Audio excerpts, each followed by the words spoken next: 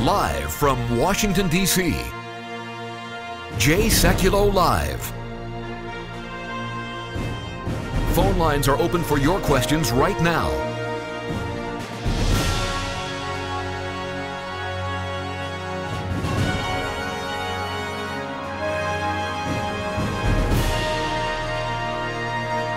And now, Chief Counsel for the American Center for Law and Justice, Jay Sekulow.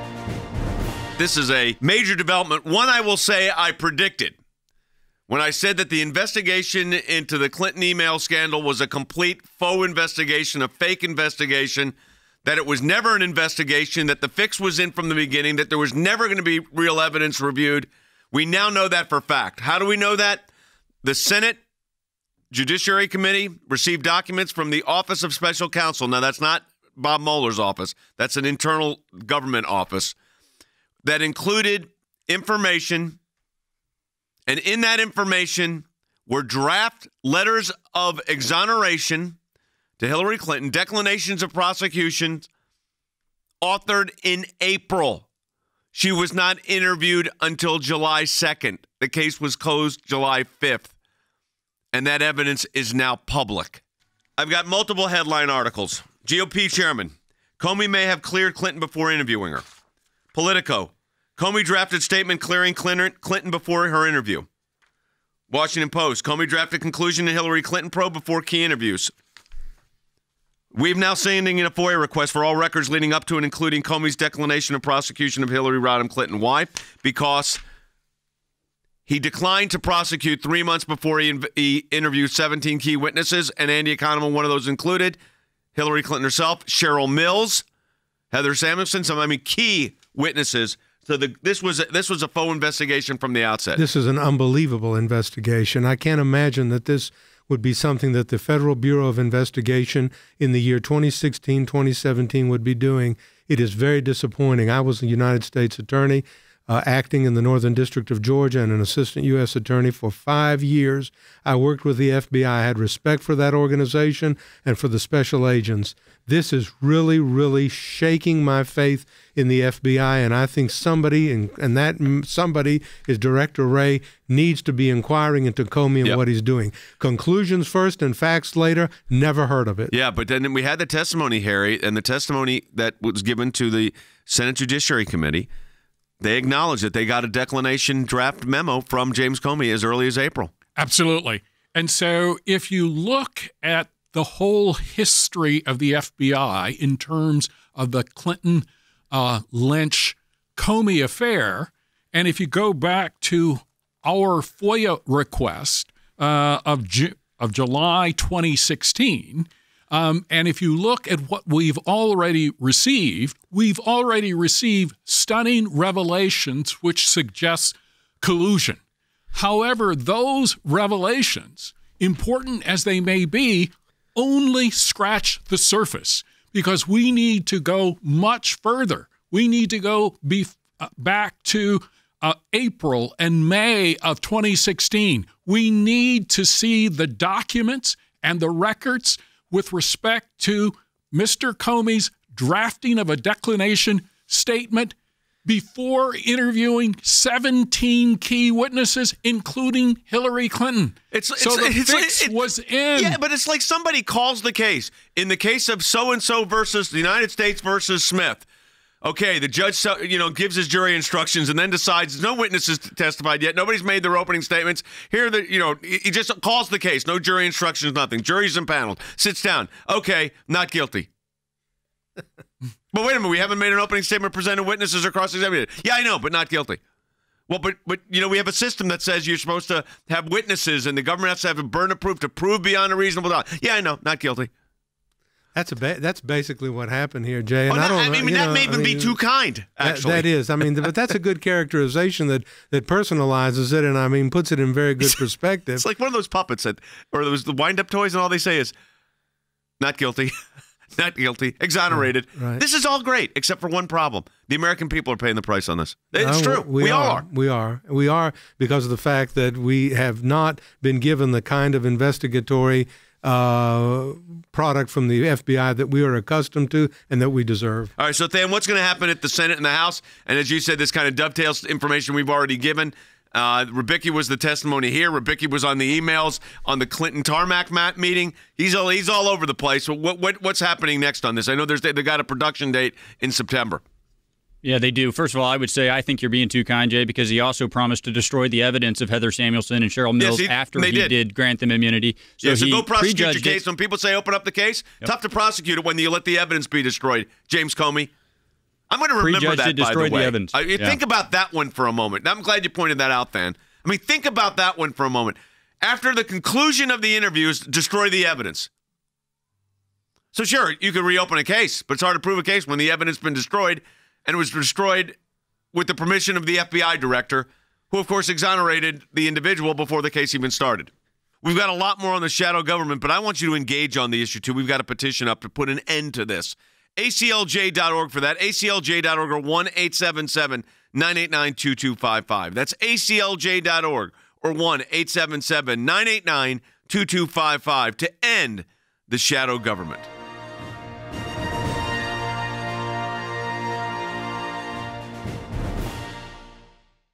It's an unprecedented bureaucratic coup undermining our security. The Obama administration took action to empower the entrenched bureaucracy to subvert our national security right before leaving office. It has led to dangerous leaks, criminal violations of the Espionage Act, and the creation of a shadow government to sabotage the new administration. This dramatically endangers our national security and has led to dangerous classified leaks.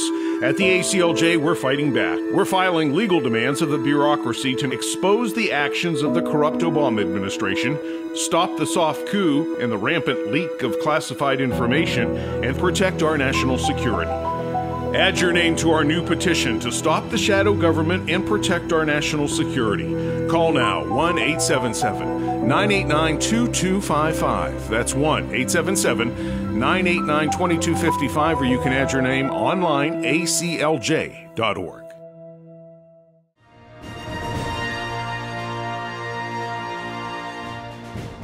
Hey, welcome back to the broadcast, everyone. Obviously, we're talking about this revelation that James Comey wrote his declination letter, his exoneration letter, 3 months before he gave the famous July 5th statement where he exonerated Hillary Clinton. It had already been written 3 months before. He wrote the exoneration letter before he even interviewed Hillary Clinton and other witnesses. This came up during some of the Senate hearings. Senator Richard Burr from North Carolina asked this of James Comey, number 10. Was your decision influenced by the Attorney General's tarmac meeting with the former President Bill Clinton? Yes, in a ultimately conclusive way. That was the thing that capped it for me, that I had to do something separately to protect the credibility of the investigation, which meant both the FBI and the Justice Department. Okay, let's break down what he said there. Did you, because of the meeting with Clinton and Lynch, did you have to do what you did? Yes, in an ultimately conclusive way. Well, that's a lie, because you made your ultimate conclusion 3 months before. So let's just put that one on the side. That was the thing that capped it for me. No, it wasn't. What capped it for you is you never did an investigation in the first place, and you started talking about to your staff in April how you're going to write your declination letter. That I had to do something separately to protect the credibility of the investigation. There is no credibility in the investigation, which meant both the FBI and the Department of Justice. Both of them, by the way, both agencies should be embarrassed by all of this. I mean, that in my view. All right, let's take a phone call, Logan. Go to Michelle, who's calling on line 3, Costa Mesa, California. Hi, Michelle. Go ahead. You're on the air. Hi, Jay. Great work, truth seeking on behalf of all of us Americans. Thank you. So my question is, it's been reported that Comey, Obama, and Hillary have all have this strong disdain for one another.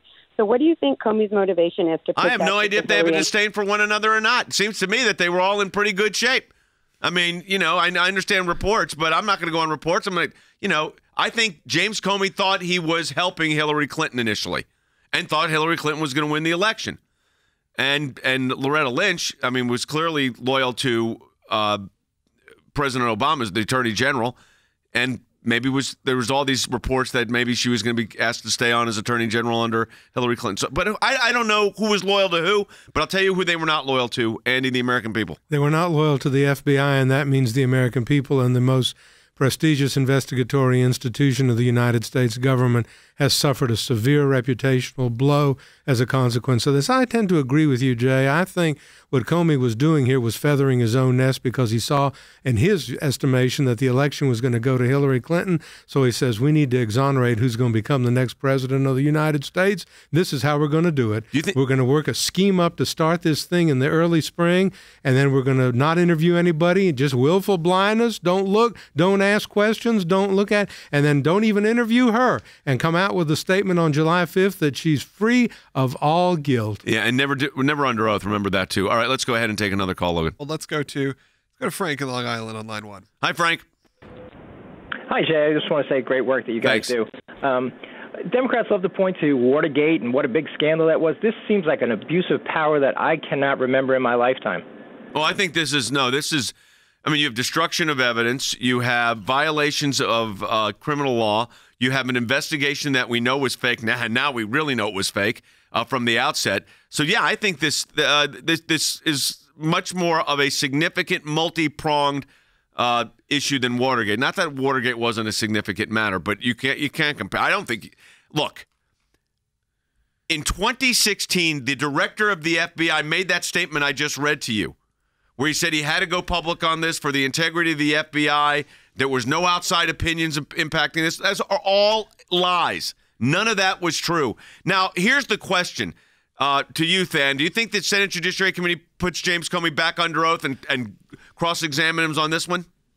I think they sure might, Jay, and I actually think maybe more important, I think they'll start calling in other members of his staff because remember, the testimony from 2 of his employees is that there was a draft circulating to a group of people, Jay. Now, we've heard from 2 of them.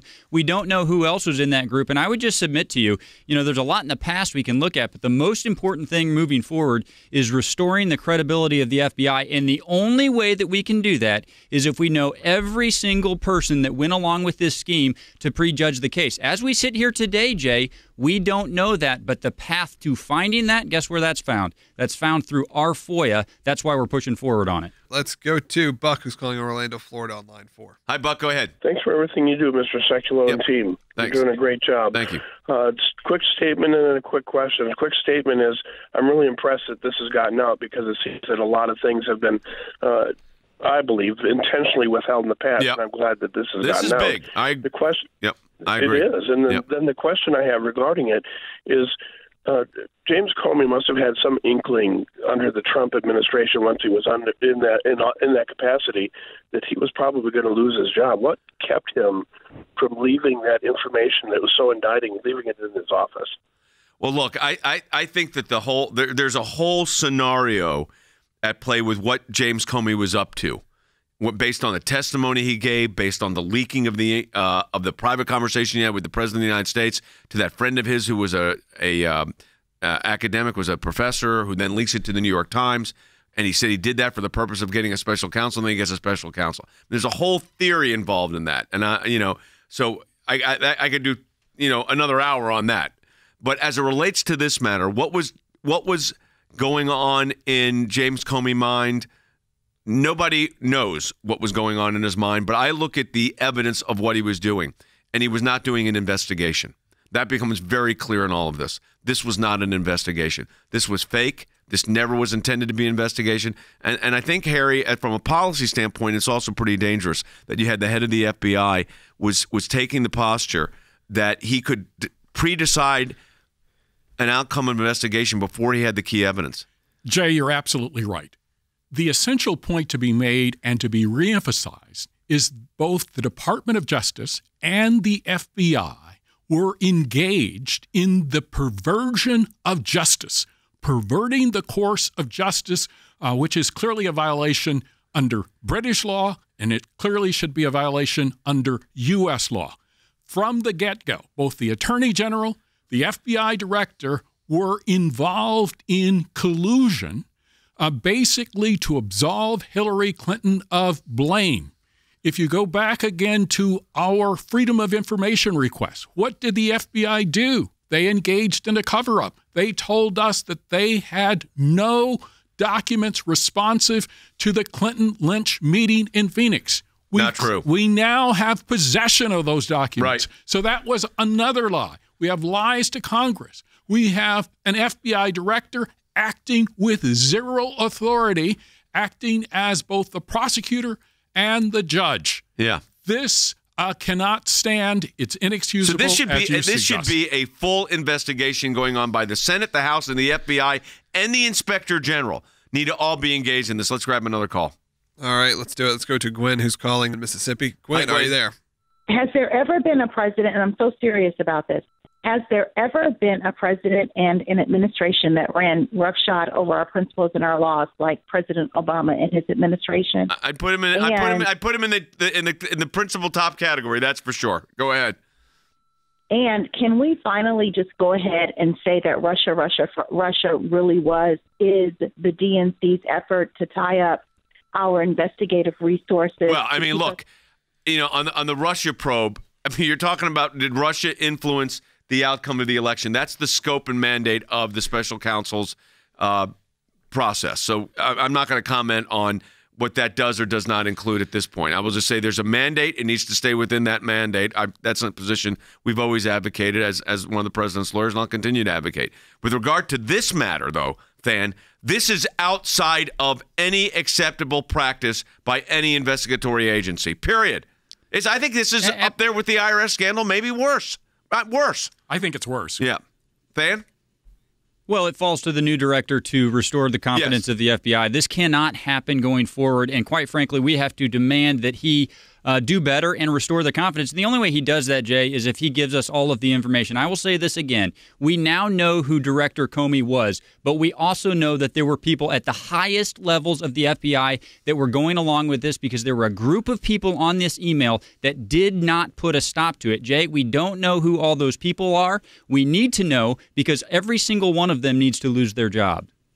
All right. Barbara quickly asked you, what will the consequences be for Comey? Well, I think he could have serious. I mean, I said yesterday on Fox News he needs to go hire a good criminal defense lawyer because he's, I think he was lying under oath. I think he was obviously violating internal principles, but I think he needs to be held accountable. I think, look, and others in the Department of Justice that were culpable need to be brought to justice too. I think it's that deep. I think a serious investigation needs to go on there. I think the Justice Department through the Inspector General's office is one way, but I think also internally, ethically, legally, it needs to be proceeded with aggressive. I think, well, we only have 28 seconds. I'll just conclude it with this and we take a break.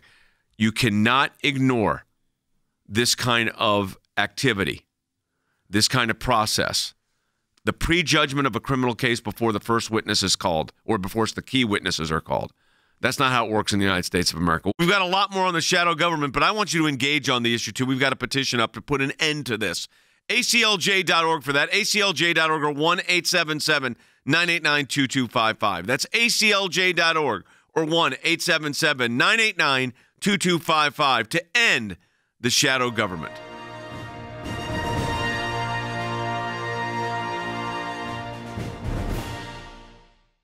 It's an unprecedented bureaucratic coup undermining our security. The Obama administration took action to empower the entrenched bureaucracy to subvert our national security right before leaving office.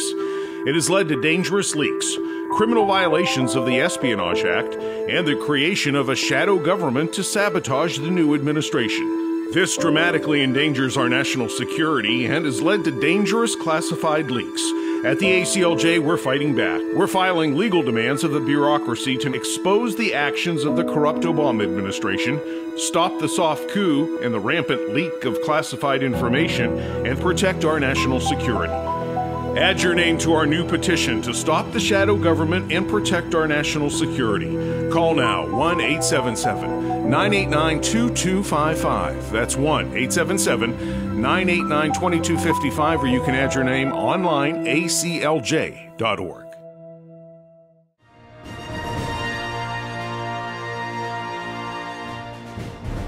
We've got a lot to cover in this last segment of the broadcast, so we're going to go in the order you called. Logan, go ahead. Yep, let's do it. Let's go to Bill in Cheyenne, Wyoming. Hey, Bill. Line 5. Howdy from the land of the eclipse, sir. Yes, sir. I'd like to congratulate you. You found out how a play is made. You got the cast, both Clintons, Lynch, Comey, et al. You've got the script, which you're discovering more and more of. Now, they rehearsed their lines, but unfortunately, at the end of the play, when the final curtain, Hillary lost and Trump won. maybe you can get some college credit for acting classes. Well, I mean, here's the thing on that. I think the expectation was that Hillary Clinton was going to win. I think a lot of people thought that, and a lot of the polls were showing that. It looks like James Comey was kind of making that play politically, Andy, that he thought that was going on. But again, I don't like reading. I like looking at evidence. I don't like reading people's minds. No, I know. It's hard to say that, but I mean, it's pretty obvious. I mean, you don't have to be, prescient necessarily to know that what he was trying to do was feather his own nest because he thought that she was going to win. But you know what it was about James Comey? Arrogance. Yes. Pure, unabashed, unpolished arrogance. Yep. The man believed that he was all-powerful. Yep. He usurped the position of the Attorney General, who herself violated her oath of office by not recusing herself when she was in a conflict position. They never recuse. They don't do that. The Democrats don't do that. That's one thing about them. They have no conflicts. There's no problem. But this is what Comey did. He just stepped into the vacuum of power and through his sheer, unabashed arrogance decided that this was what he was going to do, and he did it, and he did it pretty successfully. Except guess what? In the end, he was exposed. Yep, he has been and continues to be. If there were, talk about justification for the termination of James Comey. Look at all this. All right, you want to take another call, comment? What do you want to do here? Let's just get through these calls. We got a whole. Let's go to Jenny in Texas, line 6. Hi, Jenny. Go ahead. You're on. Question. I know President Trump is under investigation from a special counsel for obstruction for saying hope. Well, no, I mean, there's this. Let me correct that. I mean, I've said this 100 times. I'll say it again. This idea that President Trump's under investigation. I know the media keeps saying that. That's not the way this is going. That's not what's happening. And I want to be clear on that. This is not a situation. This is not what was going on with the Hillary Clinton matter, where there was an investigation, supposedly. Well, evidently there wasn't there either, an investigation, so it's a bit different. But go ahead. But the Russia probe is out there, yes. Question about just in general, then, obstruction of justice. I just heard that on the news and stuff, so I understand. No, it's okay. For getting it wrong. Okay. Question, though. A faux investigation by the head of the FBI, that doesn't qualify as obstruction of justice? Well, I know. Andy is a former U.S. attorney. He's shaking his head, yes. I think we're all, and so we all are. Yeah, that's an obstruction of justice, definitely. There's no doubt in my mind that that's a perversion and an obstruction of justice by the most arrogant person probably of the year 2016. Yeah. So, I mean, I'd say it that way, Harry. I mean, I don't think there's any question. Absolutely. And I think the Comey's investigation, or basically faux investigation, represents, in addition to what Andy said about arrogance, it represents a disdain for the law and a disdain and contempt for the American people. Then also, maybe Loretta Little was right. Don't call it an investigation, because it wasn't. It wasn't. It was a matter. It was a matter. I don't even know if it was a matter. I don't know if that's fair to matter. Well, I would put it this way. It was a matter as far as James Comey trying to curry favor with what he thought was going to be the next president of the United States, and he was willing to go to such lengths to do that he was willing to run a faux matter, and then he was willing to destroy the evidence. So I would say it qualifies under that definition. Yeah. All right.